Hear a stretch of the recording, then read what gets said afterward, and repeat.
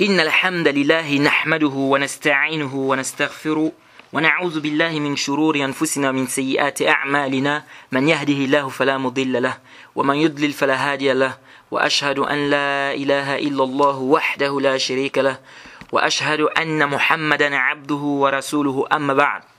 Louange à Allah, le maître de l'univers, le maître des circonstances.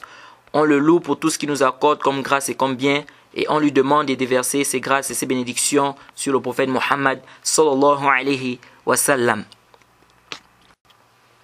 Chers frères, chères sœurs, nous sommes toujours dans notre mise en garde contre Mohamed Bajrofil. Mohamed Bajrofil, on l'a déjà dit, c'est un mubtadi', c'est un égaré, il fait partie des Asha'ira, et il le dit clairement. Et ces égarements sont plus que clairs. Ces égarements sont plus que clairs. Alors, Mohamed Bajrofil, parmi cette déviation, il dit qu'il est permis de sortir contre un chef dictateur, un chef musulman dictateur. Il dit donc, si nous avons un chef musulman qui est un dictateur, il est permis aux musulmans de se rebeller contre lui. Alors nous disons, ça, c'est la croyance des Khawarij. Ça, c'est la croyance de quoi? Ça, c'est la croyance des Khawarij. La croyance des Khawarij. Nous disons, nous avons des textes qui sont clairs sur la question. Il n'est pas permis. L'aqida de Ahl Sunnah wal Jama'a. Il n'est pas permis à un musulman de se rebeller contre un chef musulman, peu importe l'injustice qu'il va faire. Je répète, il n'est pas permis à un musulman de se rebeller contre un chef musulman, peu importe son injustice. Tant qu'il n'a pas fait quoi? Du kufr bawah, comme le prophète a dit, c'est-à-dire une mécréance claire et avérée, où il a abandonné la prière. Mais s'il n'a pas fait ces deux choses-là, je répète, s'il n'a pas fait ces deux choses que je viens de vous citer là, il n'est pas permis de se rebeller contre un chef musulman, peu importe l'injustice qu'il va faire. Et les textes à ce sujet sont plus que clairs. J'ai dit, les textes à ce sujet sont plus que clairs. Le prophète Mohammed sallallahu alayhi wa sallam dit, dans le hadith de Sahih Muslim, hadith de Huzaifa, Anna Nabiyya sallallahu alayhi wa sallam qala, le prophète a dit qu'il viendra un temps où il y aura des gens, il y aura des hommes, rijalun qulubuhum qulubush shayatin. Ils auront des cœurs comme des cœurs des démons, des shaitans. Ils auront des cœurs des démons. Fi jusman et ins. Et Huzaifa a posé la question au prophète Mohammed sallallahu alayhi wa sallam. Kayfa asna ya Rasulallah in adraktu zalik. Si je trouve des gens comme ça, je fais comment? Qu'est-ce que le prophète dit? Écoutez ce que le prophète dit. Le prophète dit, qal tasma' wa tuti' lil amir wa in duriba zahruk wa ukhiza maluk fasma' wa ati'. Le prophète est clair. Tasma' wa tuti' lil amir. Donc, le prophète dit, tu écoutes et tu obéis au chef. Wa induriba zahruk wa ukhiza maluk fasma' wa ati'. Le prophète dit, même si on frappe à ton dos, même si on prend ton argent, écoute et obéis. Le texte est plus que clair. C'est le prophète qui te dit, c'est écoute et obéis. Donc, même si le chef est injuste, le prophète dit, écoutez et d'obéir. Et après, on entend des gens qui viennent, non, le hadith là, c'est un hadith da'if. On entend des gens là, les-bas, Youssouf Qardawi, des gens qui ne sont même pas connus comme étant des savants des hadiths. Ils viennent pour dire, non, le hadith c'est da'if. Pourquoi? Parce que l'imam ad-Daraqutni, il a dit que non, Abu Salam n'a pas entendu de Huzaifa. Tout d'abord, vous ne suivez même pas d'abord la vie de l'imam ad-Daraqutni. Est-ce que l'imam ad-Daraqutni vous a dit qu'il est permis de sortir contre le chef musulman? Il vous a dit ça? Et puis, deuxièmement, on ne connaît aucun savant des hadiths qui a précédé l'imam ad-Daraqutni dans le fait de dire que Abu Salam n'a pas entendu de Huzaifa. Et le hadith, c'est dans Sahih Muslim. Et le manhaj de l'imam muslim, c'est connu. Puisque Abu Salam, il est mu'asir de qui? De Huzaifa. Il a vécu à l'époque de Huzaifa. Et vous connaissez tous le mazhab de l'imam muslim. Que s'il y a deux rapporteurs qui qui ont vécu dans la même époque et qui a une possibilité de rencontre et que ce n'est pas un mudallis, le hadith, s'il rapporte de ce rapport, le hadith c'est quoi? Le hadith c'est sahih. Et puis, même si on dit, là, on accepte. Hein? On accepte que Abu Salam n'a pas entendu de Huzaifa. Jay. Maintenant, ça veut dire quoi? La khida de Ahl Sunnah wal Jama'a, ça va tomber. Hein? La croyance des gens de la Sunna va tomber sur ce point-là, sur ce domaine-là, parce que le hadith de Huzaifa là, c'est daif. Mais non.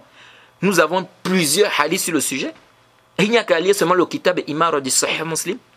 Plein de hadiths, et même dans le Sahih al-Bukhari, plein. Et puis, acceptons. Nous disons que Abu Salam n'a pas entendu. Je dis bien, nous supposons qu'Abu Salam n'a pas entendu de Huzaifa. Mais Abu Salam n'est pas le seul qui a rapporté ce hadith de Huzaifa. Khalid ibn Subai', ou bien Subai' ibn Khalid, il a rapporté le hadith de Huzaifa, le même hadith. Ok, bon, Abu Salam n'a pas entendu de Huzaifa, mais vous allez dire quoi de cette version-là aussi? De Khalid ibn Subai', ou bien Subai' ibn Khalid, parce que c'est comme ça que c'est venu dans le hadith. Il a entendu de Huzaifa, il a rapporté le hadith, authentique et clair. Et puis on a plein de hadiths sur la question. On a plein de hadiths sur la question. Le prophète Mohammed sallallahu alayhi wa sallam dit dans le Sahih al-Bukhari, hadith clair, il dit ceci: Isbiru hatta talqawni ala al-hawd. Patientez jusqu'à ce que vous allez me rencontrer où? Al-hawd. Au bassin. Le hadith est dans le Sahih al-Bukhari. Et un hadith clair qui est dans le Sahih al-Bukhari. Les compagnons ont posé la question au prophète. Ils ont dit, si nous avons des chefs, ils ne nous donnent pas nos droits. Écoutez, hein, le hadith est dans le Sahih al-Bukhari. Il dit, si nous avons des chefs, ils demandent leurs droits. Yas'aluna huquqahum, c'est-à-dire ils demandent leurs droits. Et ils ne nous donnent pas nos droits. On fait comment? Vous savez ce que le prophète Mohammed sallallahu alayhi wa sallam a dit? J'ai dit bien le hadith dans le Sahih al-Bukhari. Le prophète a dit, donnez-leur leurs droits et demandez à Allah les vôtres. Le prophète a dit quoi? Donnez-leur leurs droits et demandez à Allah les vôtres. Le prophète leur a-t-il dit, non, si vous voyez ça, bon, sortez, brûlez, brûlez tout ce que vous allez voir en route, c'est-à-dire faites le désordre et puis fâchez-vous. Le prophète a-t-il dit ça? Non. Il leur a dit, donnez-leur leurs droits et faites quoi? Demandez à Allah les vôtres. Mais c'est plus que clair. Le prophète était plus que... C'est-à-dire ici, ce n'est pas un débat, on n'a même pas besoin de venir débattre ici sur ça. Et le prophète a été clair au Sahih Muslim, le hadith de Ibn Omar. Le prophète a dit, As-sama' wa ta'a. Hein? Ala al-mar'i muslim, As-sama' wa ta'a. Ma lam yu'mar bi ma'asiyah. Fa iza umira bi ma'asiyah, fa la sama' wa la ta'a. C'est le prophète qui dit le hadith dans le Sahih Muslim, le hadith d'Ibn Omar. Il dit, le musulman doit écouter et obéir. Tant qu'on ne lui demande pas de faire quoi? Un péché. Si on lui demande de faire un péché, il n'y a pas d'obéissance, il n'y a pas d'écoute. Et c'est normal, il n'y a pas d'obéissance à la créature dans la désobéissance au créateur. Mais le prophète dit quoi? Tu dois obéir et écouter. Le chef musulman, même s'il est pervers, il boit le vin, il fait comment? Même s'il tue les gens, tu n'as pas le droit de te rébeller. Même s'il tue les gens. Oui, même s'il tue les gens. Tant qu'il n'a pas fait les deux choses que le prophète a dit là, abandonner la prière, ou c'est une mécréance claire, avérée, nous disons, tu n'as pas le droit de te rébeller contre lui. Il faut faire quoi? Il faut patienter. Nous voyons des gens qui disent, il y a des gens qui disent, non, vous nous demandez de patienter, on va patienter jusqu'à quand? Subhanallah, c'est le prophète qui t'a dit. Le prophète a dit de patienter jusqu'à ce que tu vas le rencontrer où? Au bassin. C'est le prophète qui t'a dit. Regardez comment les gens sont en train de... Moi je ne comprends pas quoi. Ça c'est la parole du prophète Mohammed sallallahu alayhi wa sallam. Après vous voyez, ils viennent accuser les savants. Oh, les savants des chefs, les savants des machins. Comme récemment je voyais sur le net, et on a vu le cheikh Fawzan, hafizahullah, avec le cheikh le Haydan, hafizahullah, ils sont partis visiter le roi. Je vois quelqu'un qui écrit en bas là, et c'est une femme, elle met même d'abord la photo. Regardez, hein. Elle est partie se faire d'abord une photo. Elle vient mettre d'abord la photo là, devant tout le monde. Et elle écrit en bas que ça c'est une bande d'hypocrites. Regardez ce qu'elle écrit. Hein. Ça c'est une bande d'hypocrites. Vous voyez les jahala? Vous voyez les jahala? Les gens, je ne comprends pas quoi. C'est le prophète qui dit. Vous voyez des gens, oh non, vous êtes en train de soutenir les... Vous soutenez, comment on va se... C'est le prophète qui te dit, c'est les hadiths de Bukhari et Muslim, clair. Il te dit de patienter. Qu'est-ce que tu viens raconter aux gens, soutien, on est en train de soutenir le chef. Non, c'est le prophète qui te dit. C'est le prophète qui me dit ici, patiente. Le prophète dit, donnez-leur leurs droits. Et pourtant, qu'est-ce que les compagnons disent? Ils demandent leurs droits, ils ne nous donnent pas nos droits. Donc, ils sont injustes envers nous. Le prophète dit, donnez-leur leurs droits, demandez à les foutre. Et regardez ce qui s'est passé au temps du prophète. Hein. C'est venu dans le Sahih al-Bukhari. J'ai dit bien Sahih al-Bukhari, le hadith numéro 7068. Un groupe de personnes, ils sont venus poser la question, ils sont venus voir Anas ibn Malik. Le hadith, j'ai dit bien 7068. Le hadith dans le Sahih al-Bukhari, Kitab Fitan. Ils sont venus poser la question à Anas ibn Malik. C'est un groupe de personnes. Ils disent, chacun on a ilayhi. Donc, ils sont venus se plaindre en fait. Ils nous sommes venus nous plaindre chez Anas ibn Malik. Ce que les gens rencontrent de Al-Hajjaj. Ma yalqawna min Al-Hajjaj. Al-Hajjaj, c'était un pervers. Et il massacrait les gens. Et c'est venu dans le Tirmizi, Bisnadin Sahih. Le hadith de Hisham ibn Hassan. Ils ont compté le nombre de personnes que Hajjaj avait tuées. Vous savez combien c'était? Hein? Ça dépassait, j'ai dit, écoutez, hein, ça dépassait les 20 000. Ça dépassait les 20 000. Mais attendez les frères.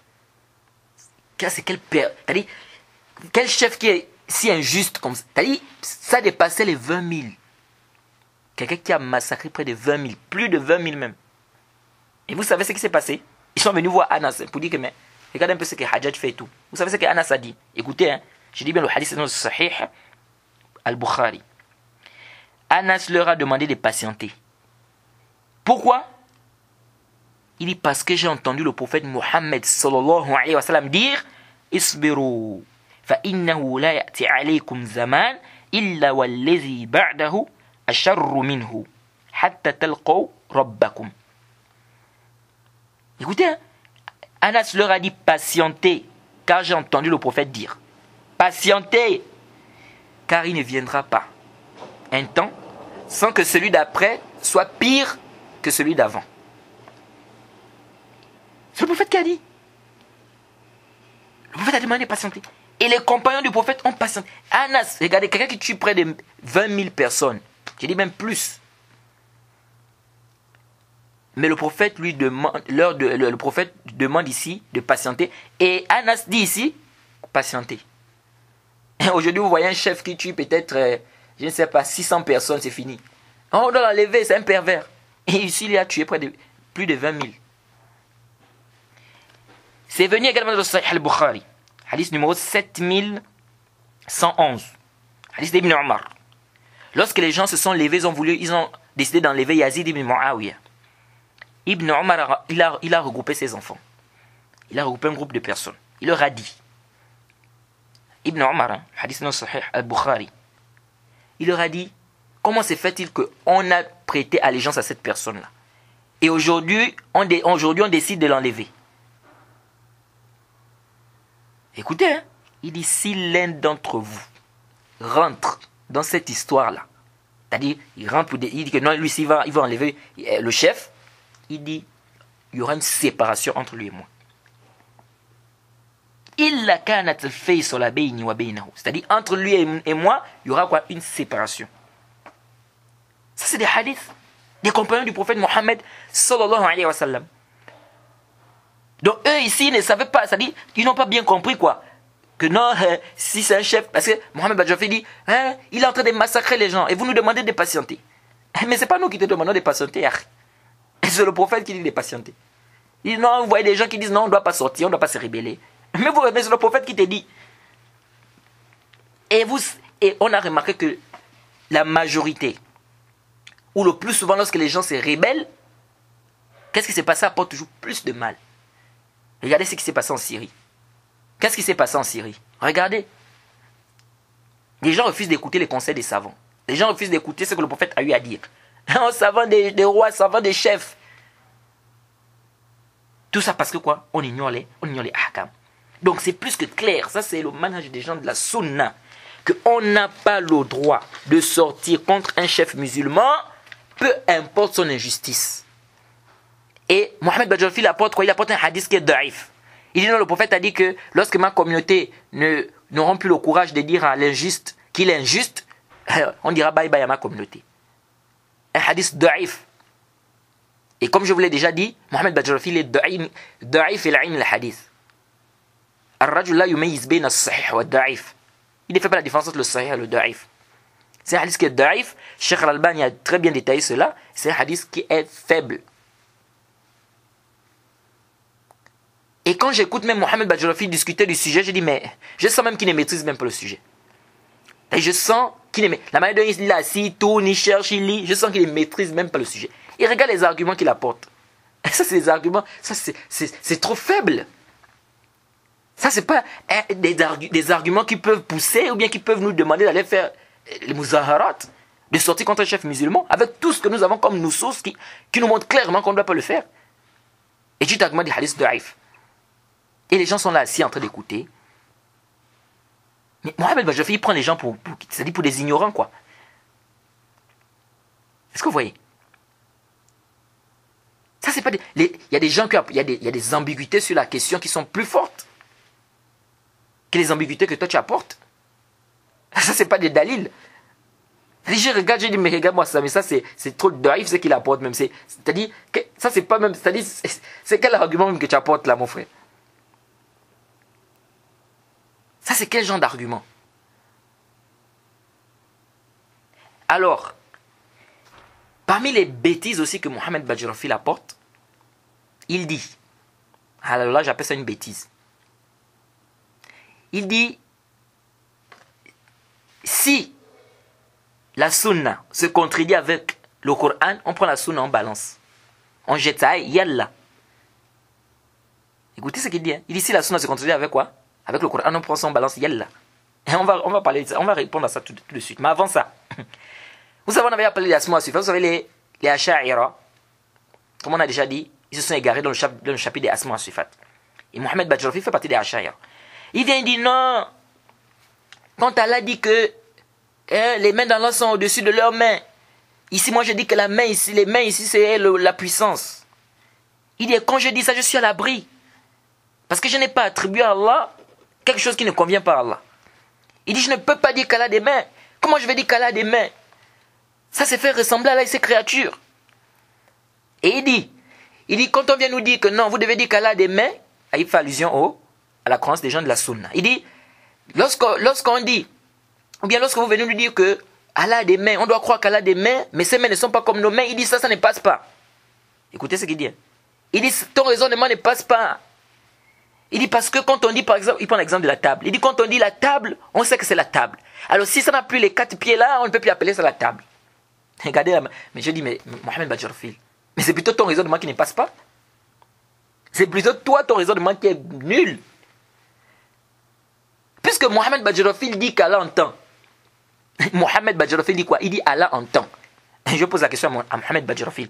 Les créatures n'entendent pas? Parce que lui-même, il dit dans l'audio. Hein, il a une vidéo qu'il a eu à faire. Il a écrit, le titre, je crois, c'est les attributs du divin, si je ne m'abuse. Et à l'intérieur, il dit quoi?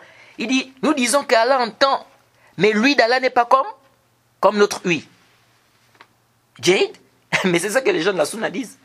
Nous disons que Allah a des mains, les créatures ont des mains, mais les deux mains d'Allah ne sont pas comme les mains de ces créatures. Et c'est ça que Mohamed Badjolfi dit qu'Allah entend, il dit qu'Allah voit. Mais il dit, Allah ne voit pas comme nous, mais Allah n'entend pas comme nous. Maintenant, tu reproches quoi aux gens de la sunna? Nous, c'est ça que nous disons. Parce qu'il dit non, s'il dit qu'Allah a des mains, il va faire ressembler à ses créatures. Jade, quand tu dis qu'Allah entend, tu as fait ressembler à Allah à ses créatures. Puisque les créatures aussi entendent. Est-ce que vous voyez? C'est ton raisonnement qui ne passe pas. Tu dis Allah entend, Allah voit. Et tu dis non, les créatures entendent et les créatures voient. Mais finalement, mon frère, qu'est-ce que tu racontes aux gens? Hein, Mohamed Badjolfi? qu'est-ce que tu racontes aux gens? C'est ton raisonnement qui ne tient pas. Les gens de la sunna sont plus que clairs. Nous disons que nous devons affirmer ce qu'Allah a affirmé. Et c'est nous qui sommes à l'abri. Tu dis non, moi je suis à l'abri quand je dis que non. Tu n'es pas à l'abri. Parce que qui t'a fait le tafsir là? Allah a dit qu'il a des mains. Toi tu dis non, il n'a pas des mains. Nous les gens de la sunna on dit quoi? On dit Allah, nous affirmons ce qu'Allah a affirmé. Allah a des mains, oui il a deux mains. Mais est-ce que les mains d'Allah sont comme nos mains? On dit non. Parce qu'il a dit quoi? Rien ne lui ressemble. C'est clair. La poule a des yeux. Le chien a des yeux. L'être humain a des yeux. Est-ce qu'on a tous on appelle ça, ce sont les yeux. Mais est-ce que c'est pareil? Non. Et on avait déjà dit que la similitude dans l'appellation ne veut pas dire la similitude dans quoi? Dans la réalité de la chose. C'est plus que clair. Donc c'est plutôt ton raisonnement qui ne passe pas. Ouais, tu ne peux pas dire ici que non. Parce que si tu affirmes certains attributs, tu attestes de certains attributs, mais le reste des attributs, pourquoi tu refuses ça? Tu dis non, Allah entend. Tu dis non, Allah voit. Est-ce que vous suivez?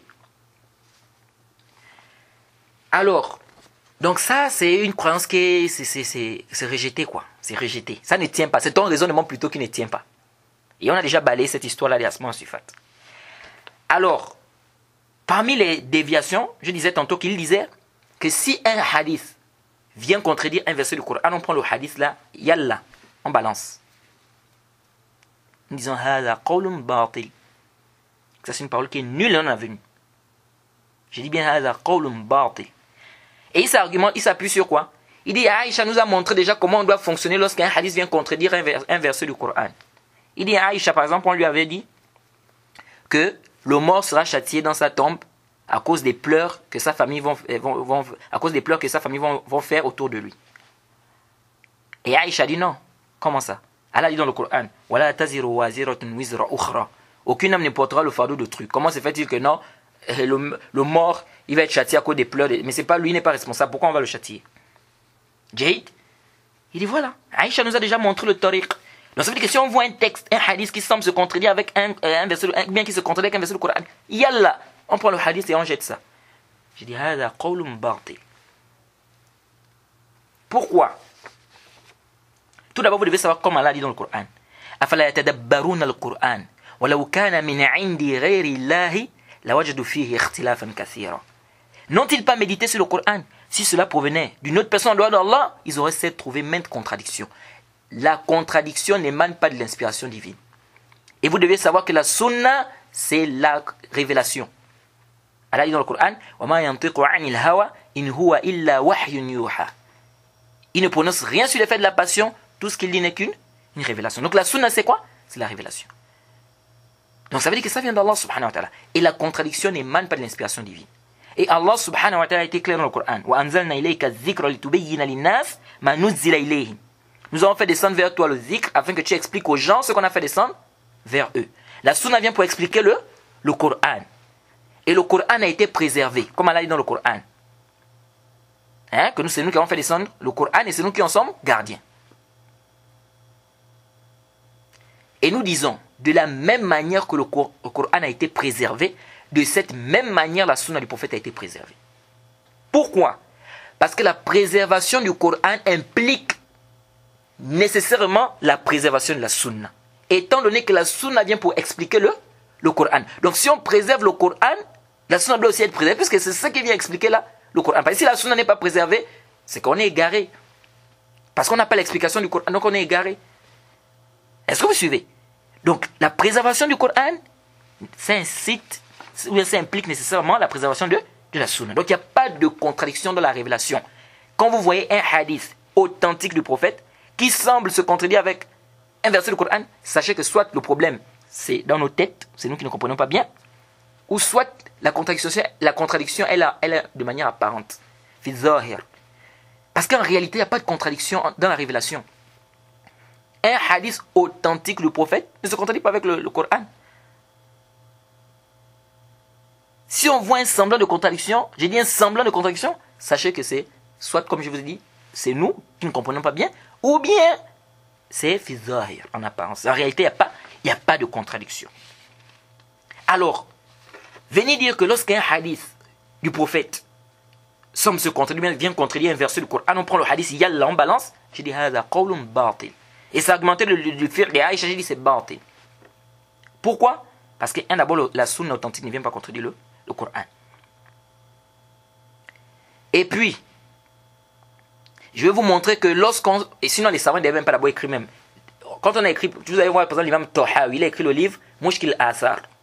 Pourquoi il a écrit ce livre-là? Les savants ne devaient même pas écrire ce livre-là. Et puis, il y a une règle que Mohamed Badjarofil a, peut-être, il a ignorée, ou il ne connaît pas, je ne sais pas. Comme je vous ai dit que Mohamed Badjarofil, il a des lacunes dans les usul al-fiqh, dans les fondements de la jurisprudence islamique. Il a quoi? Il a des lacunes dans les fondements de la jurisprudence. Et lorsque vous voyez des groupes aujourd'hui, des groupes de musulmans qui sont en train de diverger sur un sujet, le plus souvent, vous allez voir que c'est parce que un des groupes, ahad al-fariqayn, aghfal al-qa'ida. C'est parce que l'un des groupes a été distrait par rapport à une règle ou par rapport à un fondement. Le plus souvent, c'est ça.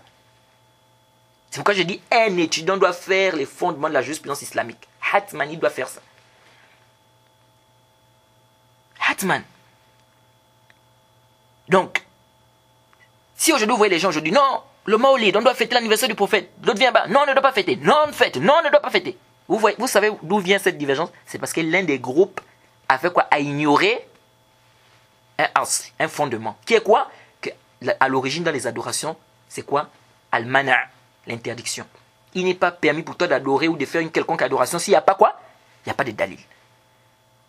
Bon là-bas, est-ce que c'est wajib? C'est pas wajib. C'est parce que l'un des groupes a été distrait par rapport à la règle. La règle peut être là, elle est connue de tous. Mais le problème c'est que l'un des groupes a été distrait. C'est pourquoi nous disons hatman wa jazman. Al-jahlu bil usul tastalzim. أو يستلزم الجهل بالأحكام. الجهل بالأصول يستلزم الجهل بالأحكام. لأن إذا جهلت الأصول كيف تبني عليها أحكام أو كيف تبني عليها حكما شرعيا أو فرعيا. كيف ذلك؟ إذا جهلت الأصول، c'est-à-dire si tu ignores les fondements كيف تبني عليها حكما فرعيا. كيف ذلك؟ Nous disons clairement que ignorer les fondements de la jurisprudence islamique, ça implique l'ignorance des sentences. Parce que si tu ignores les fondements, comment est-ce que tu vas faire sortir la sentence, puisque cette sentence repose sur ces fondements? Nous avons une qaïda dans les usul al-fiqh qui a échappé à Mohamed Badjarofil. La qaïda, c'est quoi? C'est que al-jama' awla min at-tarjih.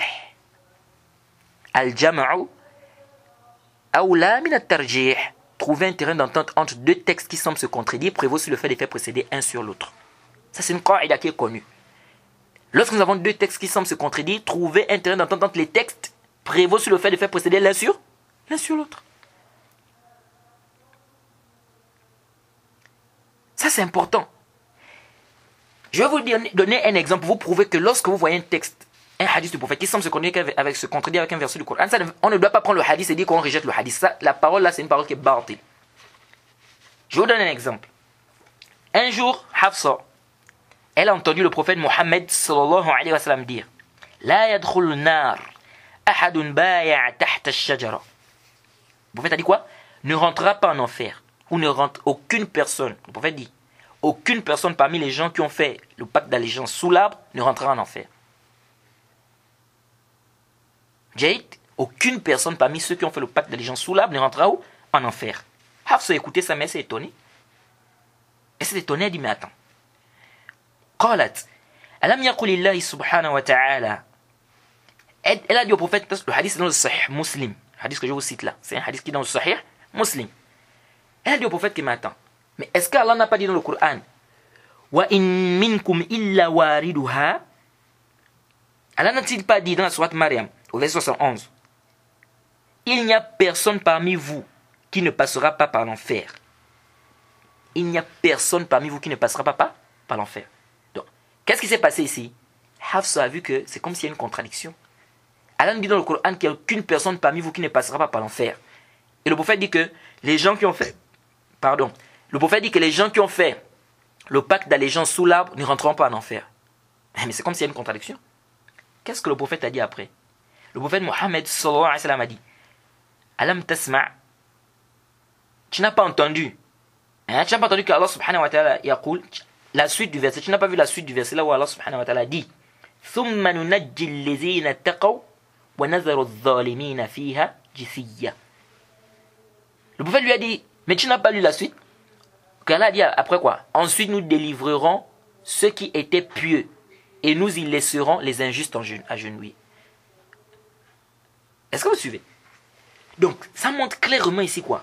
Qu'elle a vu comme s'il y avait une contradiction. Mais est-ce qu'en réalité il y avait une contradiction? Non, il n'y avait pas de contradiction. Est-ce que vous voyez? Mais s'il n'y avait pas cette expression, on dit bon, le Coran a dit qu'il n'y a aucune personne parmi vous qui ne passera pas par l'enfer. Le Sunna a dit que non, il ne va pas rentrer en enfer. Mais il y a contradiction, on prend la Sunna, yalla, on balance.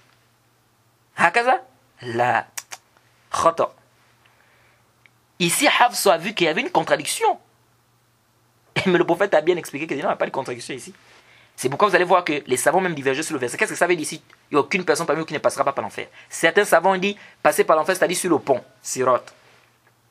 Et d'autres savants disent non, passer par l'enfer ici, ça veut dire rentrer. Tout le monde va rentrer en enfer.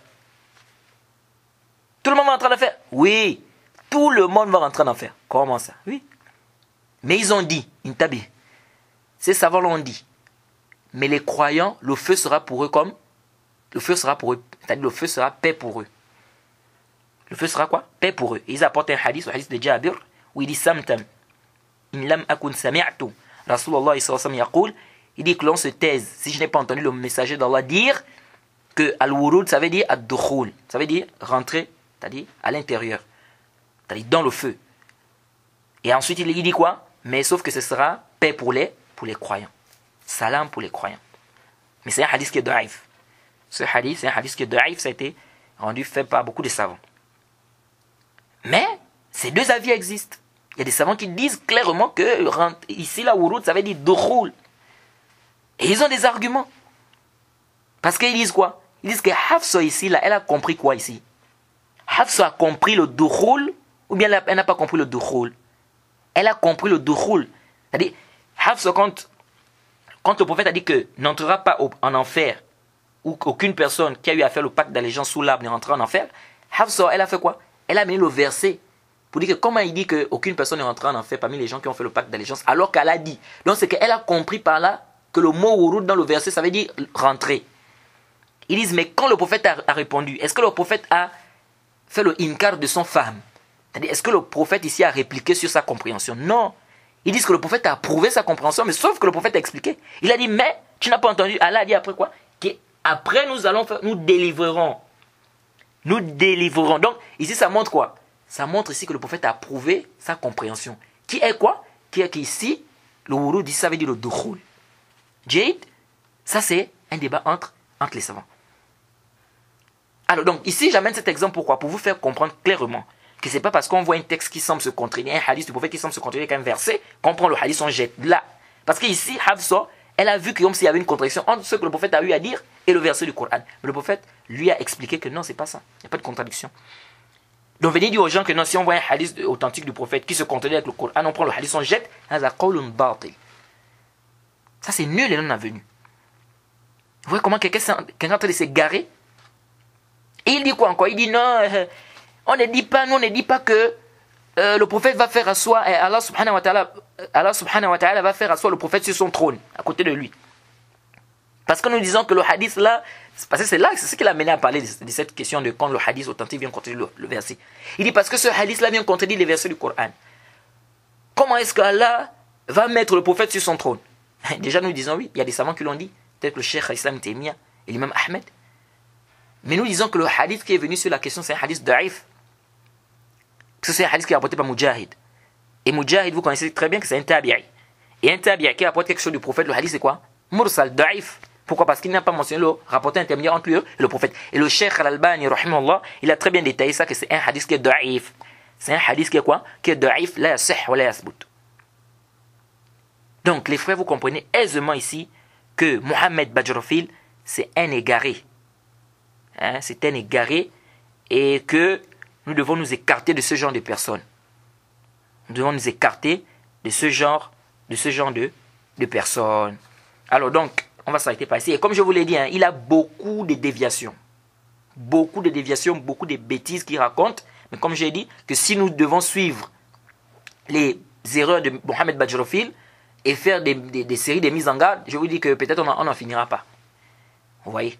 Donc j'espère que ce qui a été fait sera bénéfique et profitable pour les frères. On demande qu'Allah nous aide, qu'Allah nous pardonne, qu'Allah nous guide. سبحانك اللهم بحمدك أشهد أن لا إله إلا أنت أستغفرك وأتوب إليك السلام عليكم ورحمة الله وبركاته